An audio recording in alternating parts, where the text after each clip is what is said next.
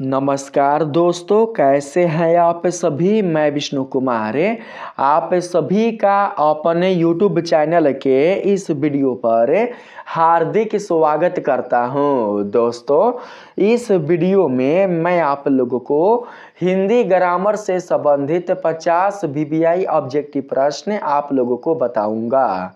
दोस्तों, यदि आप लोग भी मैट्रिक या इंटर का फाइनल एग्जाम 2025 में बिहार बोर्ड से देने वाले हैं तो आप लोग इस वीडियो को ध्यान से देखिएगा।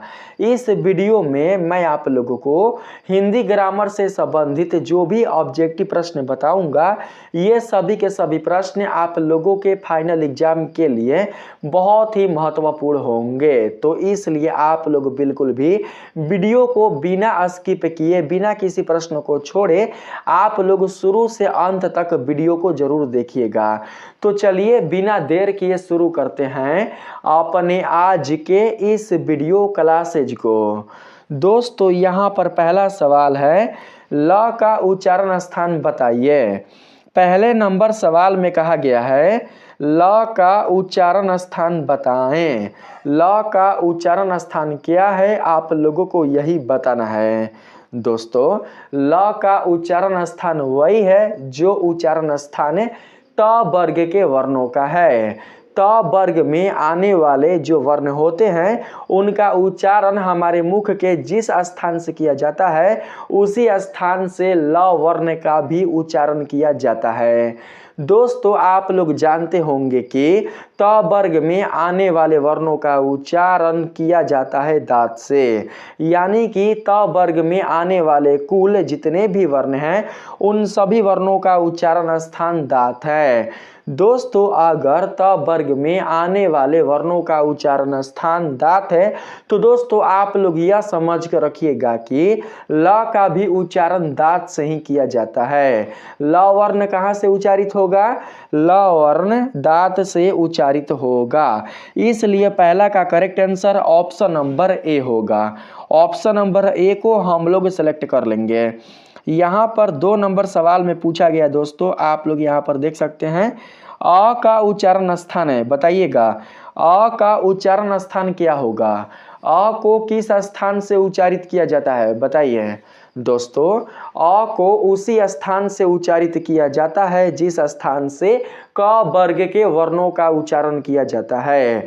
क वर्ग में आने वाले जो भी वर्ण होते हैं उनका जो उच्चारण स्थान होता है उसी स्थान से अ वर्ण का भी उच्चारण किया जाता है। यहाँ तक कि आ वर्ण का भी उच्चारण उसी स्थान से किया जाता है जिस स्थान से क वर्ग में आने वाले वर्णों का उच्चारण किया जाता है। दोस्तों, आप लोग जानते होंगे कि क वर्ग में आने वाले जो वर्ण क ख ग घ है उन सभी का उच्चारण हमारे मुख के कंठ वाले स्थान से किया जाता है। दोस्तों, जब क वर्ग में आने वाले वर्णों का उच्चारण हमारे मुख के कंठ भाग से किया जाता है तो इसका मतलब यह हुआ दोस्तों कि अ का उच्चारण भी कंठ से ही होगा।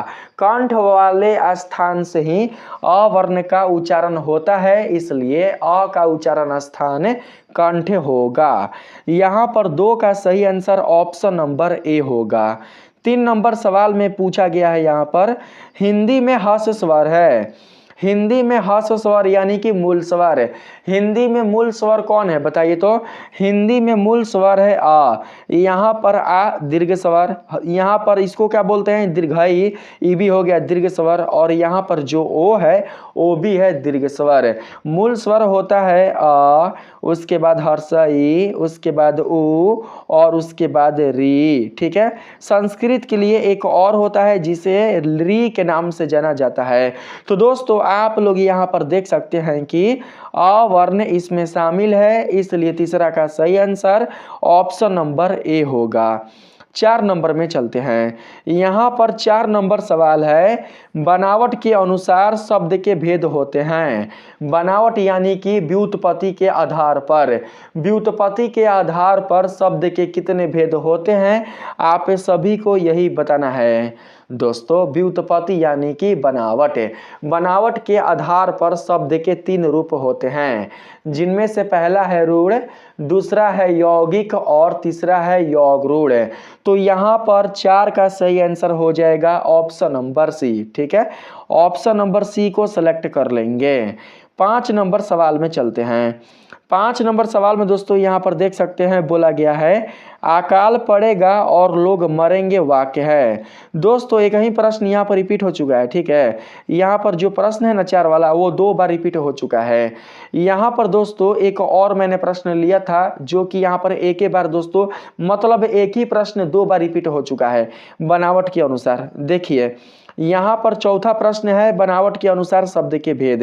तो दोस्तों एक और प्रश्न था, उसमें मैंने लिखा था कि उत्पत्ति की दृष्टि से शब्द के कितने भेद होते हैं। दोस्तों अगर आप लोग जानते हैं तो बताइए उत्पत्ति की दृष्टि से शब्द के कितने भेद होते हैं। यहाँ पर मैंने आप लोगों से जो शब्द के भेद पूछे हैं वो पूछा है व्युत्पत्ति के आधार पर, यानी कि बनावट के आधार पर। आप लोगों को बताना है कि उत्पत्ति के आधार पर शब्द के कितने भेद होते हैं। दोस्तों उत्पत्ति के आधार पर शब्द के कुल 4 भेद होते हैं, जिनमें से पहला है तत्सम, दूसरा है तद्भव, तीसरा है देशज और चौथा है दोस्तों विदेशज। तो आप लोग बिल्कुल भी नहीं भूलिएगा, आप लोगों से अगर पूछा जाए प्रश्न में कि उत्पत्ति की दृष्टि से शब्द के कितने भेद होते हैं तो आप लोग बताइएगा 4। ठीक है, अगर दोस्तों आ जाए अर्थ के आधार पर, अर्थ के आधार पर शब्द के कितने भेद होते हैं तो दोस्तों आप लोग बताइएगा 2। अर्थ के आधार पर शब्द के 2 भेद होते हैं। कौन कौन? पहला सार्थक शब्द और दूसरा निरर्थक शब्द। अगर आप लोगों से पूछा जाए कि रूपांतरण के आधार पर शब्द के कितने भेद होते हैं तो दोस्तों अगर क्वेश्चन आ जाए कि रूपांतरण के आधार पर शब्द के कितने भेद होते हैं तो आप लोग बताइएगा 2। पहला विकारी शब्द और दूसरा अविकारी शब्द। विकारी शब्द और अविकारी शब्द ये दोनों के दोनों शब्द रूपांतरण के आधार पर विभक्त किए गए हैं, इसलिए आप लोग बिल्कुल भी नहीं भूलिएगा। ठीक है, यहाँ पर इतने सारे क्वेश्चन बन सकते थे जो कि मैंने आप लोगों को बता दिया। अब चलते हैं आगे। यहाँ पर दोस्तों 5 नंबर सवाल में आप लोगों से कहा गया है, आप लोग यहाँ पर देख सकते हैं अकाल पड़ेगा और लोग मरेंगे वाक्य है। यहाँ पर दोस्तों 2 वाक्य है। ठीक है, यहाँ पर देख सकते हैं एक वाक्य है अकाल पड़ेगा और एक वाक्य है लोग मरेंगे, और इन दोनों वाक्यों को जोड़ने वाला कौन है? इन दोनों वाक्यों को जोड़ने वाला है और, यानी कि यहाँ पर यह कंजक्शन का काम कर रहा है, जोड़ने का काम कर रहा है, संयुक्त करने का काम कर रहा है। तो दोस्तों यहाँ पर हमारा जो वाक्य होगा वो हो जाएगा संयुक्त। ऑप्शन नंबर सी 5 का करेक्ट आंसर होगा। 6 नंबर सवाल में यहां पर कहा गया है वाक्य के आवश्यक अंग हैं। वाक्य के आवश्यक अंग कितने होते हैं? वाक्य के आवश्यक अंग 2 होते हैं। कौन कौन? तो दोस्तों एक होता है उद्देश्य और दूसरा होता है विधेय, यानी कि उद्देश्य और विधेय के मिलने से ही एक सार्थक वाक्य का निर्माण होता है। तो दोस्तों यहाँ पर 6 का सही आंसर होगा ऑप्शन नंबर बी, तो आप लोग याद रखिएगा। 7 नंबर सवाल में चलते हैं। यहाँ पर कहा गया है आपको क्या चाहिए, पूछा गया है आपको क्या चाहिए वाक्य है। आप लोगों को बताना है कि यह कौन सा वाक्य है। दोस्तों आप सभी के सामने ऑप्शन दिखाई दे रहे होंगे, आप लोग बताइए कि 7 का कौन सा करेक्ट आंसर होगा। दोस्तों पता है तब तो ठीक है, अगर नहीं पता तो मैं आप सभी को बता देता हूँ। यहाँ पर दोस्तों सही जो इसका आंसर होगा वो होगा इच्छावाचक वाक्य। आपको क्या चाहिए, इच्छावाचक नहीं होगा, प्रश्नवाचक होगा। ठीक है, यहाँ पर प्रश्न पूछा जा रहा है आपको क्या चाहिए, यहाँ पर प्रश्न किया जा रहा है, इसलिए यहाँ पर दोस्तों इस प्रश्न के लिए सही आंसर ऑप्शन नंबर सी हो जाएगा। ठीक है, 8 नंबर सवाल में यहाँ पर कहा गया है, आप लोग देख सकते हैं आपकी यात्रा मंगलमय हो। आपकी यात्रा मंगलमय हो वाक्य है। यह कौन सा वाक्य है बताइए, यह जो वाक्य है वो कौन सा है?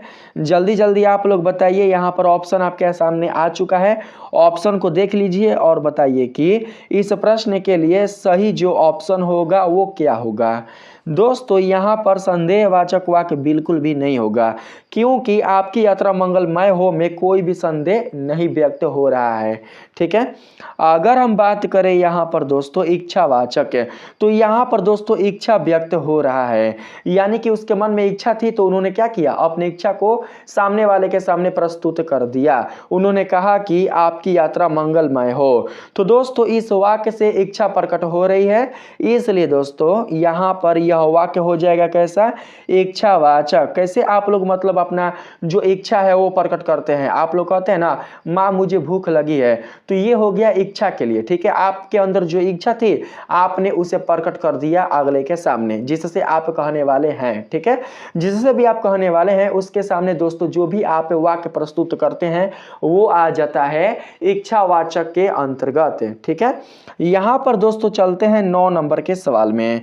9 नंबर में कहा गया है भाववाचक संज्ञा नहीं है, बताइए तो इसमें से कौन सा शब्द भाववाचक संज्ञा नहीं है। दोस्तों यहाँ पर लड़ाई भी भाववाचक संज्ञा है, यहाँ पर चतुराई भी भाववाचक संज्ञा है, उतराई भी भाववाचक संज्ञा है, लेकिन मिठाई बिल्कुल भी भाववाचक संज्ञा नहीं है, क्योंकि मिठाई एक प्रकार का द्रव्यवाचक संज्ञा है। मिठाई एक वस्तु है, जबकि भाववाचक संज्ञा कोई भी वस्तु नहीं होता। वो क्या होता है, वो दोस्तों केवल और केवल एक भाव होता है। ठीक ना, तो यहां पर हम लोग ऑप्शन नंबर बी को सिलेक्ट कर लेंगे। 10 नंबर सवाल में चलते हैं। इसमें कहा गया है व्यक्तिवाचक संज्ञा है, आप लोगों को बताना है कि व्यक्तिवाचक संज्ञा इनमें से कौन है। तो दोस्तों यहाँ पर 10 का सही आंसर हो जाएगा यमुना। देखिए यमुना एक नाम है, ठीक है, यमुना एक खास नाम है। गाय यहाँ पर जाति का बोध करा रहा है, गाय पूरी जाति का बोध करा रहा है, पहाड़ भी पूरी जाति का बोध करा रहा है, और आम भी पूरी जाति का बोध करा रहा है। इसलिए यहाँ पर गाय, पहाड़, आम बिल्कुल भी व्यक्तिवाचक संज्ञा नहीं होंगे। व्यक्तिवाचक संज्ञा केवल और केवल यमुना होगा, इसलिए सही आंसर ऑप्शन नंबर ए होगा। 11 नंबर सवाल में कहा गया है नगर शब्द क्या है, आप लोग बताइए नगर शब्द क्या है। नगर स्त्रीलिंग है कि पुल्लिंग है, बताइए तो। यहाँ पर दोस्तों आप लोगों को बताना है कि नगर कौन सा शब्द है। आप लोग वाक्य बनाकर देख सकते हैं, नगर में लोग रहते हैं, नगर में बड़े बड़े घर होते हैं, नगर में हॉस्पिटल की सुविधा होती है। तो दोस्तों यहाँ पर नगर आ जा रहा है पुल्लिंग। ठीक है, नगर क्या आ जा रहा है, नगर आ जा रहा है पुल्लिंग। तो यहाँ पर हमारा नगर शब्द पुल्लिंग हो जाएगा। तो आप लोग यहाँ पर पुल्लिंग ही समझ कर रखिएगा। ऑप्शन नंबर बी 11 का सही आंसर होगा। 12 नंबर सवाल में चलते हैं। इसमें कहा गया है निम्नलिखित में कौन सा शब्द एक वचन नहीं है। निम्नलिखित में कौन सा शब्द एक वचन नहीं है। दोस्तों यहाँ पर देख सकते हैं आप लोग, आग, आग लग गई, यह भी एक वचन है। हवा चल रही है यानी कि बह रही है, ये भी एक वचन में आ गया। वर्षा हो रही है, यह भी एक वचन में आ गया। एक वचन में अगर कोई शब्द नहीं है तो वो है समाचार। ऑप्शन नंबर ए 12 का करेक्ट आंसर होगा। 13 नंबर सवाल में चलते हैं। इसमें कहा गया है हर एक यानी कि प्रत्येक। ठीक है, प्रत्येक शब्द का प्रयोग होता है। हर एक को आप लोग प्रत्येक समझिएगा दोस्तों। इसमें कहा गया है हर एक यानी कि प्रत्येक शब्द का प्रयोग होता है। प्रत्येक शब्द का प्रयोग होता है हमेशा और हमेशा एक वचन में, इसलिए यहाँ पर हम लोग ऑप्शन नंबर ए को सेलेक्ट कर लेंगे। 14 नंबर सवाल में कहा गया दोस्तों के लिए किस कारक का चिन्ह है। आप लोगों को बताना है कि के लिए किस कारक का चिन्ह है। दोस्तों आपने कारक के चिन्हों को पढ़ा होगा तो आप जानते होंगे कि के लिए आता है किसके लिए, तो संप्रादन के लिए। कर्ता ने कर्म को करण से संप्रादन को के लिए। तो यहाँ पर सही आंसर हो जाएगा संप्रादन। ऑप्शन नंबर बी 14 का करेक्ट आंसर होगा। आइए बढ़ते हैं 15 नंबर के क्वेश्चन में। इसमें पूछा गया है मेरे घर से आपका घर 5 किलोमीटर दूर है। इस वाक्य में कौन सा कारक है, आप लोगों को कारक का नाम बताना है। दोस्तों देखिए यहाँ पर घर का अलगाव हो रहा है, बिल्कुल भी घर एक दूसरे से सटे नहीं है। घर का यहाँ पर अलगाव है, घर का यहाँ पर दोस्तों एक दूसरे से दूरी है। बोला गया है मेरे घर से आपका घर 5 किलोमीटर दूर है, यानी कि दोनों घर बिल्कुल भी एक दूसरे से सटे नहीं है। तो दोस्तों जो एक दूसरे से सटे नहीं रहते, जो एक दूसरे से संयुक्त नहीं रहते हैं, तो वहां पर हम लोग कारक लेते हैं कौन सा? तो दोस्तों वहां पर हम लोग कारक लेते हैं आपादन। ठीक है, कर्ता ने कर्म को करण से, तो करण वाला बिल्कुल भी नहीं लेंगे, से दोनों में ही आएगा, से आएगा करण में भी और से आएगा आपादन में भी। तो दोस्तों यहां पर हम लोग बिल्कुल भी करण नहीं लेकर चलेंगे बल्कि आपादन लेकर चलेंगे। आपादन में क्या होता है? आपादन में अलगाव का बोध होता है, जो कि इस वाक्य में दोस्तों अलगाव का ही बोध हो रहा है। तो इसलिए यहां पर हमारा सही आंसर हो जाएगा ऑप्शन नंबर सी, आपादन से। ऑप्शन नंबर सी हमारा करेक्ट आंसर होगा। 16 नंबर सवाल में कहा गया है कौन आता है, कौन सा सर्वनाम है? तो दोस्तों बहुत ही आसान है, आप लोग बता सकते हैं कि कौन आता है कौन सा सर्वनाम है। दोस्तों इस वाक्य से प्रश्न का बोध किया जा रहा है, ठीक है, यानी कि इस वाक्य से प्रश्न का बोध कराया जा रहा है, इसलिए यहां पर हमारा सर्वनाम हो जाएगा प्रश्नवाचक। तो दोस्तों 16 का करेक्ट आंसर होगा ऑप्शन नंबर ए। ठीक है, 17 नंबर में चलते हैं। इसमें कहा गया है तुम्हें क्या चाहिए सर्वनाम है। तुम्हें क्या चाहिए सर्वनाम है, बताइए तो यह कौन सा सर्वनाम है? तुम्हें क्या चाहिए। दोस्तों यहां पर देखिए, यहां पर बोला गया है तुम्हें क्या चाहिए, तो दोस्तों यहां पर सही आंसर हो जाएगा प्रश्नवाचक सर्वनाम। ठीक ना, यहां पर प्रश्न किया जा रहा है ना तुम्हें क्या चाहिए, तो हम लोग यहां पर ऑप्शन नंबर बी को सिलेक्ट कर लेंगे। ठीक है, चलते हैं 18 नंबर में। 18 नंबर क्वेश्चन में कहा गया है सर्वनाम के कितने प्रकार हैं। सर्वनाम के कितने प्रकार होते हैं? सर्वनाम के 6 प्रकार होते हैं, जिसमें से पहला है पुरुषवाचक सर्वनाम, दूसरा है दोस्तों निश्चयवाचक सर्वनाम, तीसरा है अनिश्चयवाचक सर्वनाम, और उसके बाद चौथा है प्रश्नवाचक सर्वनाम, और पांचवा है निजवाचक सर्वनाम, और छठा है दोस्तों सर्वनामिक। यानी कि छठा जो है वो दोस्तों आपका हो जाएगा, हम शायद भूल रहे हैं क्या, छठा जो सर्वनाम मैंने आप लोगों को बताया था, छठा दोस्तों आप लोगों का शायद हमसे दोस्त संबंधवाचक सर्वनाम, संबंध मैंने आप लोगों को बताया था। देखिए यहाँ पर पुरुष लिख कर बताता हूँ, पुरुषवाचक सर्वनाम एक होता है, उसके बाद निजवाचक सर्वनाम होता है, उसके बाद दोस्तों होता है निश्चयवाचक सर्वनाम होता है, निश्चयवाचक, और एक होता है अनिश्चयवाचक सर्वनाम। ठीक है, 4 हो गए, और एक होता है प्रश्नवाचक सर्वनाम। ठीक है, यहाँ पर 3 गो, 1 2 3 4 5, और एक होता है 6 नंबर में, तो दोस्तों वो शायद हो सकता है कि हम भूल रहे हैं, संबंधवाचक सर्वनाम। ठीक है, 6 गो हो गया ना, आप लोग याद रखिएगा। 19 नंबर में चलते हैं। 19 नंबर में कहा गया है, यहाँ पर मैंने बताया आप लोगों को कि इसमें कौन सा सही आंसर होगा। देखिए इसमें सही आंसर होगा 6। सर्वनाम के 6 भेद होते हैं, इसलिए सही आंसर ऑप्शन नंबर सी होगा। 19 नंबर सवाल है दोस्तों, मुझे किस प्रकार का सर्वनाम है। मुझे किस प्रकार का सर्वनाम है। दोस्तों मैं, मैंने, मुझे, मुझको, यह सब आता है पुरुषवाचक सर्वनाम में, इसलिए सही आंसर हो जाएगा दोस्तों यहाँ पर तो पुरुषवाचक सर्वनाम नहीं है बल्कि पुरुषवाचक सर्वनाम के भेद हैं। तो दोस्तों ले लेंगे उत्तम पुरुष। ठीक ना, वक्ता के लिए मैं, देखिए मैं आ गया ना, मैं, तो मैं आता है वक्ता के लिए, तुम दोनों, तुम लोग के लिए आता है दोस्तों, किसके लिए? तुम दोनों। यह आता है किसके लिए? तो यह आता है श्रोता के लिए, वह वे लोग। इसके लिए दोस्तों हम लोग क्या लेते हैं? इसके लिए हम लोग लेते हैं दोस्तों यहाँ पर हम लोग अन्य पुरुष ले लेंगे। ठीक है, अन्य पुरुष में ये सारे शब्द शामिल होते हैं। तो दोस्तों 19 का करेक्ट आंसर होगा उत्तम पुरुष। उत्तम पुरुष में ही मैं, मैंने, मुझे, मुझको ये शब्द आते हैं, सर्वनाम से जुड़े। चलते हैं 20 नंबर के क्वेश्चन में। 20 नंबर सवाल में कहा गया है प्रश्नवाचक सर्वनाम नहीं है, बताइए तो इसमें से प्रश्नवाचक सर्वनाम कौन नहीं है। दोस्तों किस से यहाँ पर भी प्रश्न का बोध हो रहा है, किस में यहाँ पर भी प्रश्न का बोध हो रहा है, किसको यहाँ पर भी प्रश्न का बोध हो रहा है। और यहाँ पर है किसी ने, यहाँ पर दोस्तों यहाँ पर जो किसी ने है यह बोध करा रहा है अनिश्चितता को। किसको? अनिश्चितता को। तो यहाँ पर 20 का करेक्ट आंसर होगा ऑप्शन नंबर डी। ठीक है, चलते हैं अगले प्रश्न पर। 21 नंबर में कहा गया है निश्चयवाचक सर्वनाम कौन है। निश्चयवाचक सर्वनाम कौन सा है? निश्चयवाचक सर्वनाम दोस्तों हो जाएगा यहाँ पर कौन? तो दोस्तों यह होगा ना, यह ऑप्शन नंबर डी आपका करेक्ट आंसर होगा। यही निश्चयवाचक सर्वनाम होगा। कौन हो जाएगा? क्या हो जाएगा? प्रश्नवाचक सर्वनाम। कुछ हो जाएगा अनिश्चयवाचक सर्वनाम। यह होगा दोस्तों कौन सा सर्वनाम? तो निश्चयवाचक सर्वनाम। चलते हैं 22 नंबर में।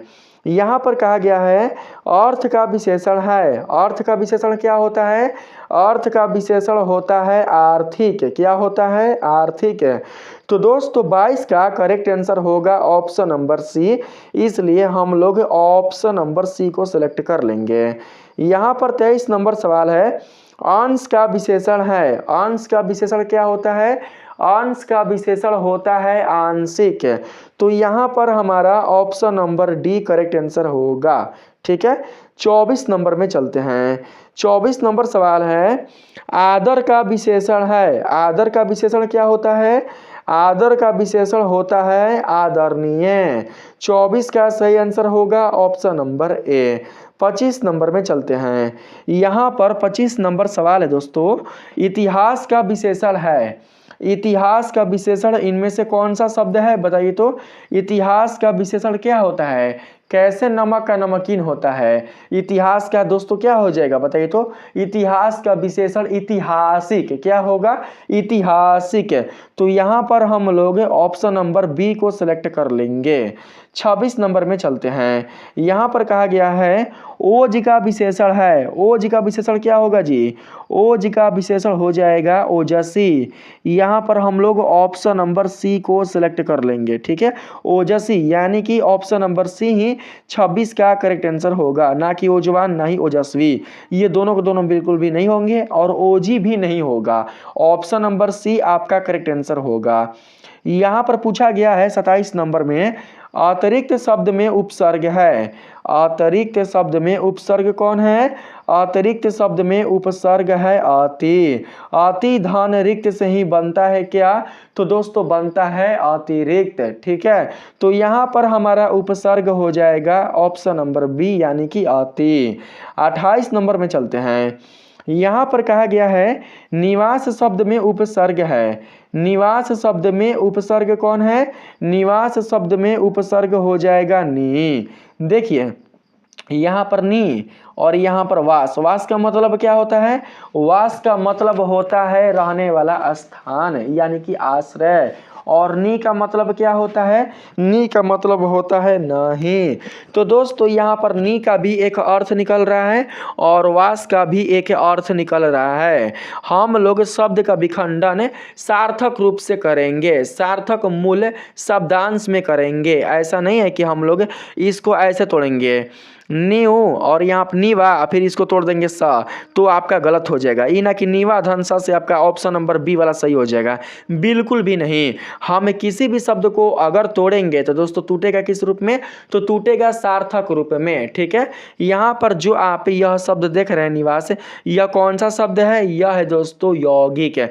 अगर इसको तोड़ने पर दो मूल शब्दांश अगर सार्थक रूप में विभक्त हो रहे हैं तो इसका मतलब यह हुआ दोस्तों कि निवास जो शब्द है वो यौगिक शब्द है। तो यहाँ पर हमारा सही ऑप्शन होगा ऑप्शन नंबर डी। ठीक है, चलते हैं 29 नंबर में। यहाँ पर कहा गया है भर पेट में कौन सा उपसर्ग है? बताइए तो भर पेट में कौन सा उपसर्ग है? भर पेट में उपसर्ग आ जाएगा दोस्तों भर। यहाँ पर option number C correct answer होगा। ऐसा थोड़ी ना इसको हम ऐसे तोड़ेंगे भा, यहाँ पर र पेट, देखिए अशुद्ध ना हो जाएगा जी, बिल्कुल भी यहाँ पर सही पता नहीं चल रहा है, इसको हम बिल्कुल भी नहीं लेकर चलेंगे। यहाँ पर तोड़ेंगे सार्थक रूप से। भर का मतलब होता है, भर का मतलब होता है है पूरा का पूरा भर गया, यानी कि पूरा का पूरा पूर्ण हो गया। भर का मतलब पूर्ण होता है, पूर्ण। और यहाँ पर पेट का मतलब उदर हो गया, ठीक है। तो पेट का भी अर्थ निकला, भर का भी अर्थ निकला। तो दोस्तों आप सभी जानते हैं कि उपसर्ग हमेशा और हमेशा किसी शब्द के प्रारंभ में लगता है और प्रत्यय हमेशा और हमेशा किसी शब्द के अंत में लगता है। तो दोस्तों यहाँ पर हम लोग क्या ले लेंगे, यहाँ पर ले लेंगे ऑप्शन नंबर भर वाला। तो ऑप्शन नंबर कौन आएगा भर के लिए, ऑप्शन नंबर सी आएगा ना। यहाँ पर 30 नंबर में चलते हैं। 30 नंबर सवाल है, पुरातन में कौन सा उपसर्ग है, बताइए तो पुरातन में कौन सा उपसर्ग है। पुरातन में जो उपसर्ग है वो है दोस्तों पूरा, ठीक है। इसको तोड़ेंगे तो टूटेगा पूरा धन तन। यहाँ पर पूरा और तन के रूप में पुरातन टूट जाएगा। पूरा का मतलब क्या होगा, पूरा का मतलब होगा पुराना। तन का मतलब हो जाएगा दोस्तों, तन का मतलब वही हिस्सा, यानी कि जिस तरीके से हम लोगों का तन होता है ना, तो वैसे ही आप लोग दोस्तों तन का मतलब शरीर समझिएगा, ठीक है। चाहे वो शरीर पत्थर का हो, चाहे वो शरीर धरती का हो, किसी भी चीज़ का शरीर हो सकता है, बॉडी हो सकता है। तो यहाँ पर पूरा का मतलब का जो अर्थ होता है वो होता है दोस्तों पुराना। तो हम लोग यहाँ पर ले लेंगे उपसर्ग पूरा। देखिए तो कहीं पर है, ऑप्शन नंबर डी में है, इसलिए 30 का सही आंसर ऑप्शन नंबर डी होगा। 31 नंबर सवाल में चलते हैं। यहाँ पर कहा गया है सजावट में कौन सा प्रत्यय है। सजावट में कौन सा प्रत्यय है, सजावट में आवट प्रत्यय है। कौन सा प्रत्यय है, आवट है कहीं पर, यहाँ पर है ऑप्शन नंबर ए 31 का करेक्ट आंसर होगा। 32 नंबर सवाल में कहा गया है हिंदी शब्द में कौन सा प्रत्यय है। हिंदी शब्द में कौन सा प्रत्यय है, हिंदी शब्द में दीर्घाई ई प्रत्यय है। आप देख सकते हैं द पर जो दोस्तों यहाँ पर ई आया हुआ है, द पर जो ई आया हुआ है वो आया हुआ है दीर्घाई के रूप में, ना कि हर्षाई के रूप में, इसलिए सही आंसर ऑप्शन नंबर बी होगा। 33 नंबर सवाल है दोस्तों, राजेंद्र का सही संधि विच्छेद है। राजेंद्र का संधि विच्छेद क्या होगा, राजेंद्र का संधि विच्छेद क्या होता है बताइए तो। अगर हम तोड़ेंगे तो टूटेगा दोस्तों राजा धन इंद्र में। राजा धन इंद्र से ही क्या बनता है, राजा धन इंद्र से ही राजेंद्र बनता है। तो दोस्तों यहाँ पर देखिए तो राजा प्लस जो इंद्र है वो है, प्लस नहीं बोलेंगे धन बोलेंगे ना। यहाँ पर है कहीं पर, ऑप्शन नंबर सी में है, ऑप्शन नंबर सी 33 का करेक्ट आंसर होगा। 34 नंबर सवाल में चलते हैं। इसमें कहा गया है सदाचार का संधि विच्छेद है। सदाचार का संधि विच्छेद क्या होता है, सदाचार का संधि विच्छेद होता है सत धन आचार। आचार का मतलब होता है आचरण, आचरण का मतलब होता है व्यवहार। तो यहाँ पर हम लोग ऑप्शन नंबर बी को सिलेक्ट कर लेंगे। अगर कोई पूछेगा कि सदाचार कौन सा संधि है तो आप लोग बताना सदाचार एक प्रकार का व्यंजन संधि है। व्यंजन संधि में ही सदाचार शब्द आता है, इसलिए आपका करेक्ट आंसर क्या होगा, तो दोस्तों करेक्ट आंसर होगा व्यंजन संधि, ठीक है। चलिए यहाँ पर 35 नंबर सवाल में है तपोबल का संधि विच्छेद है, बताइए तो तपोबल का संधि विच्छेद क्या होगा। तपोबल का संधि विच्छेद होगा तपह धन बल, तपह धन बल। यहाँ पर ऑप्शन नंबर ए 35 का करेक्ट आंसर होगा। 36 नंबर सवाल में दोस्तों यहाँ पर कहा गया है, आप लोग देख सकते हैं निश्चय का संधि विच्छेद। निश्चय का संधि विच्छेद क्या होगा, निश्चय का संधि विच्छेद होगा निधन चय, निधन चय। ऑप्शन नंबर ए 36 का करेक्ट आंसर होगा। 37 नंबर सवाल है बादल का प्रवाची है, बताइए बादल का प्रवाची शब्द क्या होगा। बादल का प्रवाची शब्द होगा दोस्तों बारिद। यहाँ पर हमारा ऑप्शन नंबर बी 37 के लिए करेक्ट आंसर होगा। 38 नंबर में चलते हैं। 38 नंबर सवाल है इंद्र का प्रवाची है। इंद्र का प्रवाची क्या होता है, इंद्र का प्रवाची शब्द होता है यहाँ पर दोस्तों इंद्र का हो जाएगा माघवा, ठीक है, माघवा हो जाएगा इंद्र का प्रवाची। विनायक तो गणेश जी का होता है, सविता दोस्तों वो शायद किसी और देवता का होता है, और यहाँ पर बाजीगर तो होगा ही नहीं। माघवा, ठीक है, क्योंकि मेघ के न देवता है इंद्र भगवान, वही ना पानी बरसाते हैं, तो यहाँ पर हम लोग माघवा ले लेंगे। ऑप्शन नंबर ए 38 का करेक्ट आंसर होगा। 39 नंबर में कहा गया है रात्रि का प्रवाची है, रात्रि का प्रवाची क्या होगा? रात्रि का प्रवाची हो जाएगा दोस्तों तमीचर, यहाँ पर तमीचर नहीं होगा, विभावरी, विभावरी होगा। ऑप्शन नंबर डी 39 का करेक्ट आंसर होगा, रात्रि का प्रवाची विभावरी होगा ना। यहाँ पर हम लोग 40 नंबर में चलते हैं। 40 नंबर सवाल में कहा गया दोस्तों सज्जन का विलोम है, बताइए तो सज्जन का विलोम क्या होता है? सज्जन का विलोम होता है दुर्जन। ऑप्शन नंबर बी आपका करेक्ट आंसर होगा, ऑप्शन नंबर बी। यहाँ पर दोस्तों अब हम चलते हैं 41 नंबर के क्वेश्चन में। 41 नंबर के क्वेश्चन में कहा गया है सरस का विलोम है, सरस का विलोम क्या होता है? सरस का विलोम नीरस होता है, नीरस है। ऑप्शन नंबर सी आपका करेक्ट आंसर होगा, आप लोग ऑप्शन नंबर सी को समझ कर रखिएगा। 42 नंबर में चलते हैं। यहाँ पर कहा गया है आगामी का विलोम है, आगामी शब्द का विलोम क्या होता है? उल्टा क्या होता है? आगामी शब्द का विलोम होता है विगत। 42 का करेक्ट आंसर होगा ऑप्शन नंबर बी, ठीक है। 43 नंबर में चलते हैं। इसमें कहा गया है दोस्तों आग में घी डालना मुहावरे का अर्थ है, आग में घी डालना मुहावरे का सही अर्थ क्या होगा? तो दोस्तों आग में घी डालना सही मुहावरे का जो अर्थ होगा वो हो जाएगा दोस्तों किसी के क्रोध को भड़काना। ऑप्शन नंबर सी 43 का करेक्ट आंसर होगा, आप लोग ऑप्शन नंबर सी को सेलेक्ट कर लीजिएगा। यहाँ पर 44 नंबर सवाल में दोस्तों कहा गया है 43 के बाद बिल्कुल भी 44 नहीं है, एक प्रश्न छूट चुका है। 45 में आते हैं।